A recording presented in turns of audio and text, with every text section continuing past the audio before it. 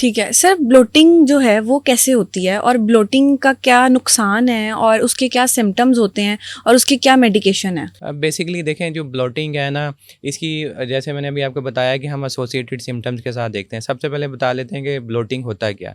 Bloating के अंदर mostly patient जो हमारे पास है, ये एक फीलिंग या सेंसेशन होती है जिसमें लोग ये कहते हैं कि उनका जो पेट है वो फूल गया है। उनको एक ऐसी फीलिंग आती है, ठीक है। नहीं, कुछ लोगों में विजिबल भी होता है, ठीक है। दोनों तरह से प्रेजेंट करता है। उसके अलावा ज़्यादा जो है वो उनको जो है ना वो अपने मैदे में और आंतों में गैस चलती हुई महसूस होती है, ठीक है। और पेट के साथ इसको हम जो है आम वर्ड में ब्लोटिंग अफारा कहते हैं, जैसे पेट फूल गया, ठीक है। और मोस्टली ये जो है वो गैस से रिलेटेड ही सिम्टम्स होते हैं। अब ब्लोटिंग जो है वो जैसे मैंने पहले बताया कि इसके साथ हम देखते हैं कि एसोसिएटेड सिम्टम्स क्या आ रहे हैं। अगर तो खाली ब्लोटिंग का मसला है तो बहुत से पेशेंट में ये फंक्शनल ब्लोटिंग की वजह से उसकी गट की मोटिलिटी बेहतर नहीं है। इसी तरह इरिटेबल बाउल सिंड्रोम की जैसे अब हमने पहले बात की, तो ब्लोटिंग उसके साथ भी एसोसिएटेड हो सकती है।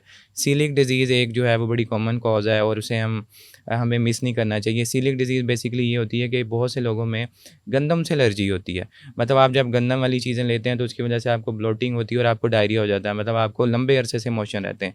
एक तो डायरिया होता है ना, एक्यूट डायरिया, मतलब आपने कोई बाहर से ऐसी ख़राब चीज़ खा ली जो अनहाइजेनिक थी, या आपने प्रॉपर्ली हैंड वॉश नहीं की है और ऐसी ही मतलब आप कोई चीज़ ले रहे हैं, या स्टोर्ड चीज़ ले ली जो फ्रिज में स्टोर्ड थी और आपने उसको रीहीट करके लिया, तो उसकी वजह से डायरिया होता है जो 2-4 दिन आता है।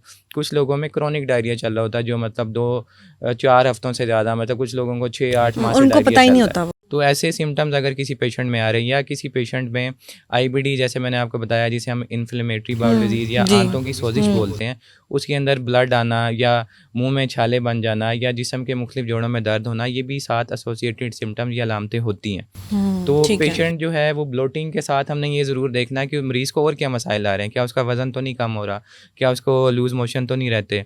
बाज़ कुछ पेशेंट्स में जो है ये ब्लोटिंग के सिम्टम जो हैं वो कब्ज़ की वजह से भी होते हैं। कब्ज़ में बेसिकली होता ये है कि जो स्टूल है वो बहुत ज़्यादा देर तक आपकी जब लार्ज इंटेस्टाइन में पड़ा रहता है तो उसकी डिकम्पोजिशन से जो है ना वो गैसेस बनती हैं। इसी तरह कुछ और ऐसे मरीज़ होते हैं, शुगर के मरीज़ हो गए या रूमेटोलॉजिकल बीमारियाँ ऐसी होती हैं जैसे स्क्लेरोडर्मा, जिनकी इम्यूनिटी कम है। ऐसे लोगों के अंदर क्या होता है कि इनकी गट के अंदर बैक्टीरियल ओवर ग्रोथ हो जाती है। मतलब हमारा जो डाइजेस्टिव सिस्टम है, इसमें यूजुअली बैक्टीरिया होते हैं जिन्हें हम गुड बैक्टीरिया कहते हैं, जो डाइजेशन में हेल्प करते हैं।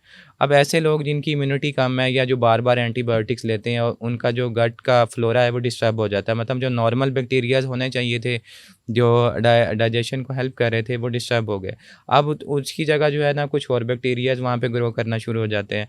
और ऐसे बैक्टीरिया क्या करते हैं कि वो कार्बोहाइड्रेट्स और प्रोटीन्स की ब्रेक डाउन करके अमोनिया गैस, या इनको हम गैस प्रोड्यूसिंग बैक्टीरिया कहते हैं, वो फिर गैस ज़्यादा बनाना शुरू कर देते हैं। इसी तरह कुछ ख़ास डाइट्स भी हैं जिनकी वजह से जो है वो गैस के सिम्टम ज़्यादा बनते हैं। अब जैसे मैंने पहले बताया कि कुछ लोग ऐसे हैं जिनको मिल्क डाइजेस्ट नहीं होता, जिन्हें लैक्टोज इंटॉलरेंस बोलते जी। हैं। तो उसका तो सिंपल सा ट्रीटमेंट है कि अगर आपको लैक्टोज इंटॉलरेंस है तो आप मिल्क और डेयरी प्रोडक्ट्स को अवॉइड करें, ठीक है। इसी तरह आप जब डाइट के अंदर बहुत ज़्यादा हाई कार्बोहाइड्रेट्स वाली डाइट लेते हैं तो वो भी जो है वो आपको ब्लोटिंग और गैस के सिम्टम्स करवा दें। कुछ लोगों को मीट से भी होता है। जी, मैं यही बता रहा हूँ कि इसमें सबसे इम्पोर्टेंट ये है कि अगर आपको सिर्फ ब्लोटिंग के सिम्टम्स हैं तो आप ये नोट करेंगे कि ब्लोटिंग के सिम्टम्स आपके किस चीज़ से वर्स होते हैं। तो सबसे पहली चीज़ तो यही होता है कि अगर आप परहेज़ करते हैं तो वो इलाज हाँ, से पर बेहतर है। अब परहेज हम लोग करते परहेज़ नहीं नहीं है। करते, यही मसला है। दूसरे नंबर पे आजकल देखें मेटाबॉलिक डिसऑर्डर्स का मतलब टाइम चल रहा है जिसमें मोटापा बहुत बड़ी वजह है। तो मोटापा की वजह से क्या होता है कि आपका जो स्टमक है उसके ऊपर जिस तरह ओबेसिटी है, पेट के ऊपर चर्बी होती है तो स्टमक के ऊपर भी प्रेशर आ रहा होता है। तो उसकी वजह से भी डिस्पेप्सिया के सिम्पटम्स मतलब पेट के ऊपर वाले हिस्से में दर्द रहना, ब्लोटिंग होना, जलन रहना, ये वाली अलामतें आती हैं। दूसरे नंबर पे हमारे लोग जो कॉमनली करते हैं वो ये करते हैं कि खाना खा के फ़ौरन लेट जाते हैं। अब वो कोई नॉर्मली फिजिकल एक्सरसाइज नहीं फ़िज़िकल है। एक्टिविटी अगर वो करें तो उससे गट की मोटिलिटी बेहतर होती है, आपका खाने का जो डाइजेशन है वो इम्प्रूव होती है और गट की मोटिलिटी बेहतर होती है।